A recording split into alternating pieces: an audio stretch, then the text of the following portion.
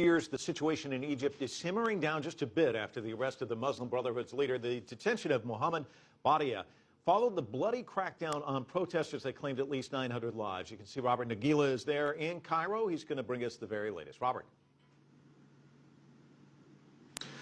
Well, Mike, Egypt's Interior Ministry says that at least 100 administration leaders of the Muslim Brotherhood were arrested last night in raids across the country.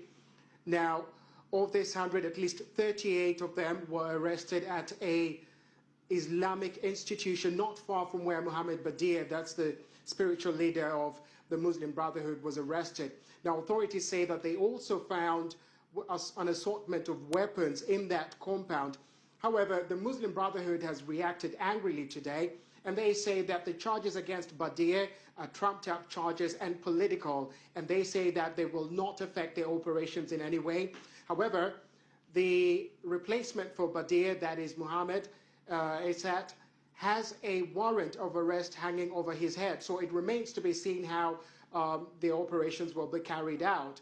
However, it's been a very quiet day in Cairo today, much like yesterday, and safe to say that operations appear to be returning back to normal. However, the Muslim Brotherhood has called for more protests, but security has been tightened in and around Cairo and much of the country. There are roadblocks all over the country, especially after curfew, and it remains to be seen, especially with much of the leadership behind bars, how they're going to carry out these protests. Mike? Robert, speaking of leadership, we understand Mohammed El-Baradei, who resigned as Egypt's vice president at the height of last week's violence, is now possibly going to face trial on charges of breaching national trust.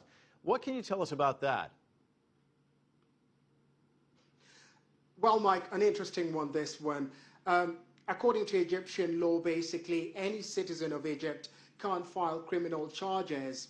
Now, in this case, it's a professor of law at the Cairo University who's filed charges against El-Baradei, saying that he abandoned the country at its hour of need.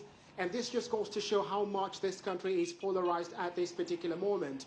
Now, what's supposed to happen here is the next step is for the judge to actually investigate and decide whether this has to go to trial.